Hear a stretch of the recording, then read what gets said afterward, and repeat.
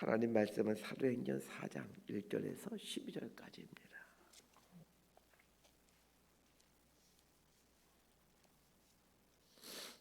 사도행전 4장 1절에서 12절까지 말씀 번갈아 가면서 읽습니다. 제가 먼저 읽겠습니다. 사도들이 백성에게 말할 때에 제사장들과 성경 맡은 자와 사두개인들이 이르러 예수 안에 죽은 자의 부활이 있다고 백성을 가르치고 전함을 싫어하여 그들을 잡음에 날이 이미 저물었으므로 이튿날까지 가두었으나 말씀을 들은 사람 중에 믿는 자가 많으니 남자의 수가 약 5천이나 되었더라. 이튿날 관리들과 장로들과 서기관들이 예루살렘에 모였는데 대제사장 안나스와 가야바와 요한과 알렉산더와 및 대제사장의 문종이 다 참여하여 사도들 가운데 세우고 묻되 너희가 무슨 권세와 누구의 이름으로 이 일을 행하였느냐.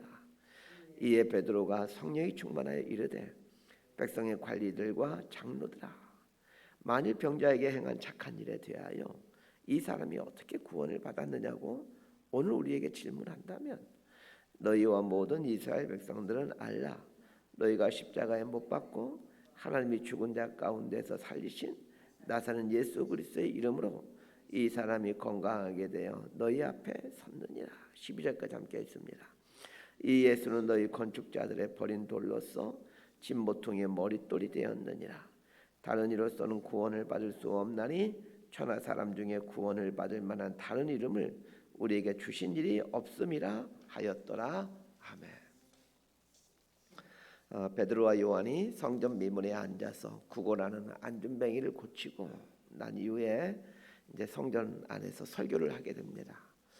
베드로와 요한은 성전에 설교하기 위해 간 것이 아니었습니다. 그들은 기도하기 위해 성전에 갔었습니다. 그런데 성전 입구에서 구걸하는 안준뱅이를 고쳐주므로 사람들이 모여들게 되었고 결국 그 사람들에게 설교를 하게 됩니다. 성전에 간 목적은 기도하는 것이었으나 목적과는 다르게 설교를 하게 됩니다. 성령의 사람의 특징은 융통성이 있다는 것입니다. 기도하러 갔기 때문에 꼭 기도를 해야 되는 것이 아닙니다.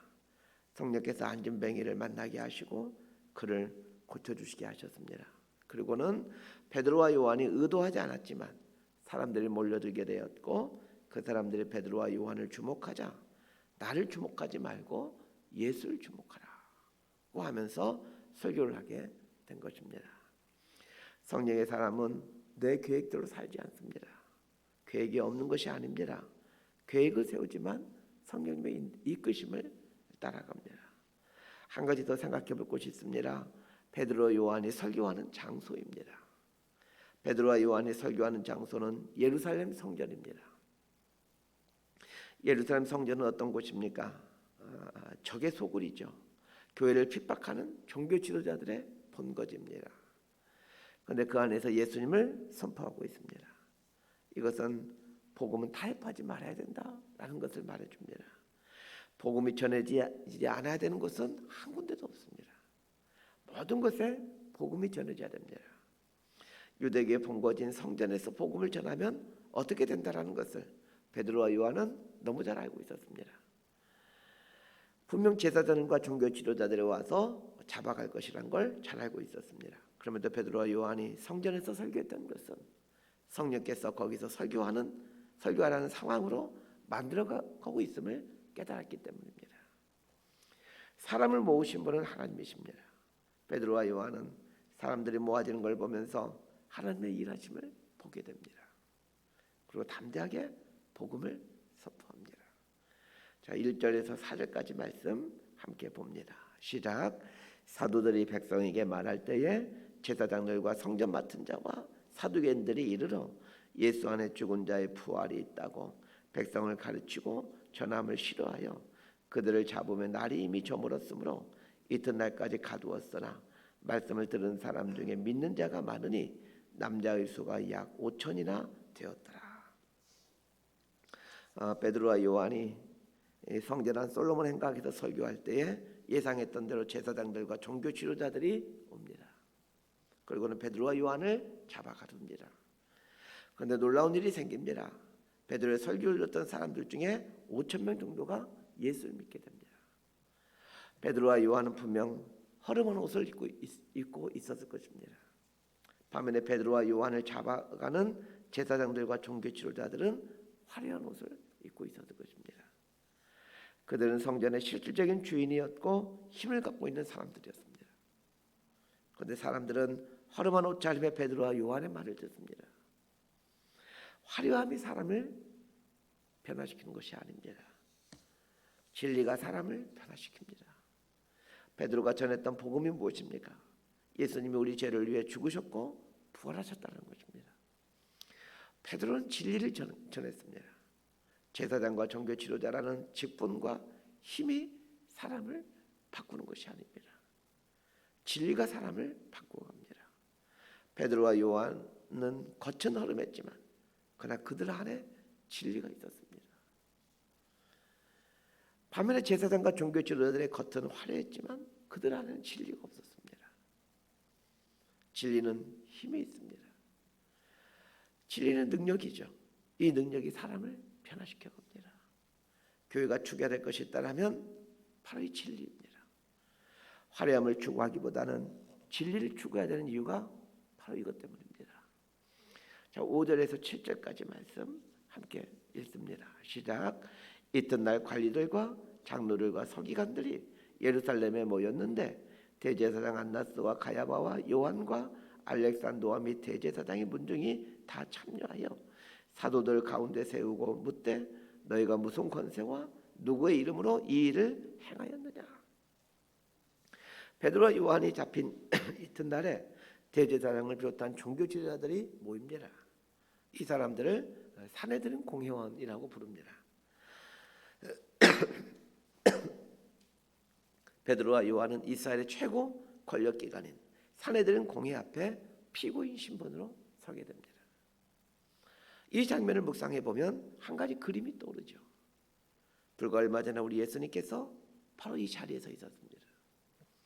주님께서 잡히시던 날 주님은 대제사장을 비롯해서 종교 지도자들 앞에서 신문을 받았습니다. 베드로와 요한은 종교 지도자들 앞에 서 있는 자신들의 모습을 보면서 자신들의 주인이신 주님이신 예수님을 생각했을 것입니다. 진리는 반드시 비진리 앞에 서게 됩니다. 비진리 앞에 서게 되므로 진리는 진리로 증명이 되어 갑니다. 베드로와 요한을 둘러싸고 있는 사람들은 힘을 갖고 있는 다수입니다. 힘을 갖고 있는 다수들의 베드로와 요한은 둘러싸여 있습니다. 그들은 소수입니다. 그리고 힘이 없습니다. 피고인 신부입니다. 그러나 그들은 담대합니다. 왜 그렇습니까? 진리를 갖고 있기 때문입니다.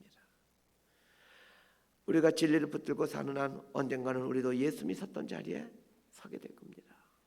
비진리의 현장 속에서 진리로 살아가야 되는 자리에 서게 됩니다. 대제사장과 종교 지도자들이 베드로와 요한에게 추궁하고 있는 죄목은 무엇입니까?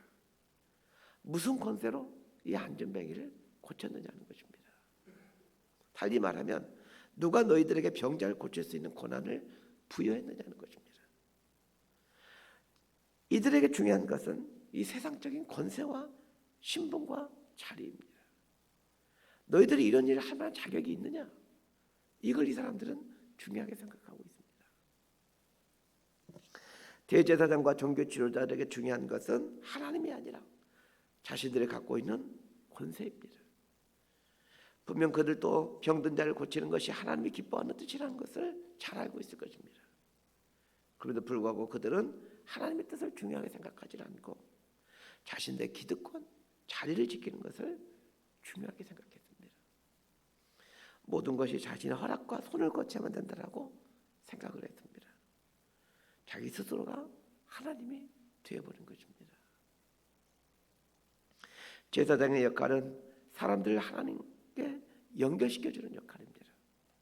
그런데 연결시켜주는 다리가 돼야 되는데 어느 순간 통제하려고 하고 군림하려고 합니다. 오늘날 교회의 리더십들이 주의해야 될 것이 바로 이것입니다. 통제하려고 하고 군림하려고 하는 것과 싸워야 합니다. 많은 목회자들이 이 유혹 앞에 무너지고 있습니다. 자아가 살아나게 될 때 우리는 스스로 하나님이 되어갑니다. 베드로와 요한을 둘러싸고 있는 종교 지도자들과 이 베드로와 요한의 가장 큰 차이는 지금 자신 안에 누가 살아있느냐는 것입니다. 8절을 잘 보십시오. 이에 베드로가 성령이 충만하여 이르되 백성의 관리들과 장로들이 베드로가 성령이 충만해져 있다라고 말하고 있습니다. 베드로는 자기로 충만해져 있지 않습니다. 성령이 충만하다는 말은 하나님으로 충만해져 있다라는 말이고 예수님으로 충만해 있다라는 말입니다. 베드로 안에 누가 살고 있습니까? 예수님이 살고 있습니다. 반면에 대제사장과 종교 지도자들 안에는 무엇이 살고 있습니까? 권세, 이름, 자리, 기득권 이런 것이 살고 있습니다. 베드로와 요한 안에 예수님이 살고 계시기에 그들은 성전을 뛰어넘는 삶을 살아갑니다. 반면에 대제사장과 종교 지도자들 안에는 권세, 이름, 자리 이런 것들이 가득했기에 성전 안에 갇히는 삶을 살고 있었습니다. 내 안에 예수님이 살게 하십시오. 그러면 모든 것을 뛰어넘는 삶을 살게 됩니다. 돈을 뛰어넘고 자리를 뛰어넘고 권세를 뛰어넘는 삶을 살게 됩니다. 우리 9절부터 12절까지 말씀 함께 읽습니다. 시작. 만일 병자에게 행한 착한 일에 대하여 이 사람이 어떻게 구원을 받았느냐고 오늘 우리에게 질문한다면 너희와 모든 이스라엘 백성들은 알라. 너희가 십자가에 못 박고 하나님이 죽은 자 가운데서 살리신 나사렛 예수 그리스도의 이름으로 이 사람이 건강하게 되어 너희 앞에 섰느니라. 이 예수는 너희 건축자들의 버린 돌로서 집 모퉁이의 머릿돌이 되었느니라. 다른 이로서는 구원을 받을 수 없나니 천하 사람 중에 구원을 받을 만한 다른 이름을 우리에게 주신 일이 없음이라 하였더라. 무슨 권세로 이런 일을 하였느냐라는 추궁에 베드로는 담대하게 말합니다. 너희가 십자가에 못 박은 예수의 이름으로 이 사람을 고쳤다라고 말을 합니다. 베드로는 대제사장과 종교 지도자들 앞에서 너희가 예수를 죽였다라고 분명하게 이야기합니다. 복음은 우리의 심장을 찌르는 칼입니다. 왜 오늘날 우리에게 구원의 감격이 없고 복음의 능력이 나오지 않는 것입니까? 두리뭉실하게 복음을 받아들였기 때문입니다. 내가 예수를 죽였다는 사실을 어느 누구도 말해주질 않습니다. 빙 뚫려서 얘기를 하죠. 우리의 죄가 예수를 죽였다. 틀린 말은 아닙니다. 그러나 보다 더 정확한 말은 내가 예수님을 죽인 것입니다. 우리는 내가 예수님을 죽인 것을 말하지 않고 우리가 예수님을 죽였다 이렇게 말하고 있고, 내가 예수님을 죽인 것을 우리 죄가 예수님을 죽였다라고 그렇게 말하기를 좋아합니다. 그렇게 함으로 예수님의 죽으심에 어느 정도 거리를 두고 책임을 분산시킵니다. 내가 죽였다라는 것을 말하지 않고 우리가 죽였다라고 말함으로 책임을 분산시키는 거죠. 예수님의 죽으심에 거리를 두게 되면 내 삶에 복음의 능력이 흘러나오지 않습니다. 흘러나오더라도 멀찌감치 흘러나옵니다. 베드로는 말합니다. 대제사장과 종교 지도자들 앞에 서서 너희가 십자가에 못 박아 죽인 예수를 말합니다. 복음은 심한 거부감을 일으키기도 합니다. 그래서 복음은 혁명이 됩니다. 복음이 내 안에서 혁명을 일으키기 위해서는 심한 거부감을 느껴야 합니다. 예수 믿으세요. 예수 믿으면 좋습니다. 이 말에 그래요? 그러면 예수 믿지요. 이렇게 믿는 사람은 복음이 삶을 바꾸는 혁명이 될 수 없습니다. 진짜 복음은 내 삶에 놀라운 혁명이 되어서 나를 뒤집어 놓습니다. 바울이 다메섹 가는 길목에서 예수님을 만납니다. 그때 예수님께서 뭐라고 말합니까? 사울아 사울아 네가 왜 나를 박해하느냐? 너희들이 나를 박해하느냐? 이렇게 말씀하지 않습니다. 네가 왜 나를 박해하느냐? 라고 말씀하십니다. 예수님은 삥 둘러서 말씀하지 않습니다. 단도직입적으로 아주 충격적인 말씀을 하십니다. 이 충격적인 말이 바울의 삶의 일대 혁명을 가져옵니다. 베드로는 대제사장들과 종교 지도자들에게 단도직입적으로 말을 합니다. 너희들이 예수를 죽였다. 그러나 하나님께서 예수님을 살리셨다라고 말합니다. 대제사장과 종교 지도자들은 하나님 말씀에 아주 박식한 사람들입니다. 성경에 박식한 사람들이기에 이 성경을 풀어서 설명할 만도 한데 베드로는 성경을 풀어서 설명하지 않습니다. 너희들이 예수를 죽였어. 그런데 하나님께서 살리셨어. 직접적으로 말을 합니다. 이 말을 해놓고 베드로도 아마 깜짝 놀랐을 것입니다. 자신이 한 말이 아주 엄청난 말이기 때문입니다. 당신들이 하나님을 죽였다는 말이 어디 보통 말입니까?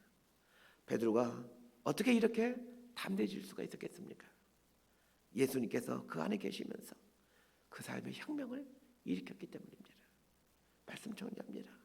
화려함보다는 진리를 추구하십시오.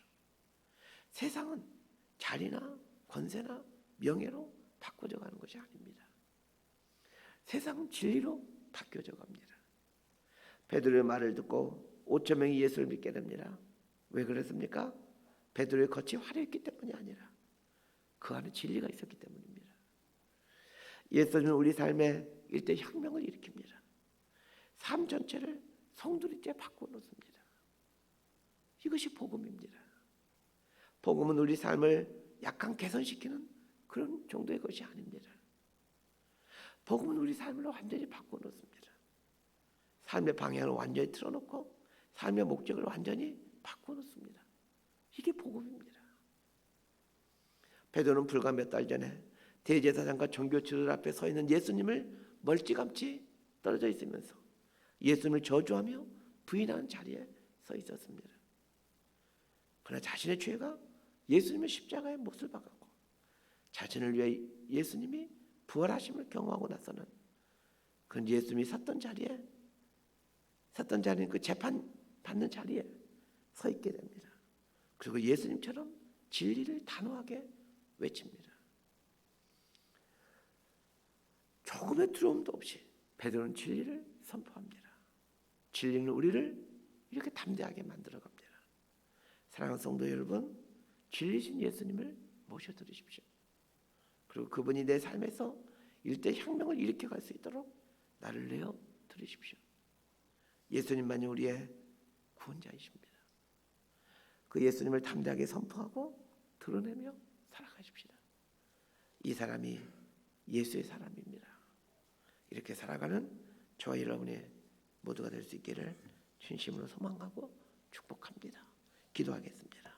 하나님 아버지, 진리신 예수님을 추구하며 살게 하여 주옵소서. 우리가 살아가는 삶의 현장은 베드로와 요한을 둘러싼 종교 지도자들처럼 거짓과 위선이 가득 찬 곳입니다. 그곳에서 진리신 예수님을 드러낼 수 있도록 용기를 주옵소서. 예수님만이 우리 삶의 구원자이시고 우리 삶의 혁명을 가져온 생명이기에 예수님을 온전히 드러내는 증인의 삶을 살게 하옵소서. 베드로가 대제사장 앞에서 당신이 예수를 죽였으나 하나님이 살리셨다 라고 담대하게 증인의 삶을 살았던 것처럼 우리의 삶 속에서도 이런 담대함과 용기가 있게 하여 주옵소서. 예수님의 이름으로 기도드리옵나이다.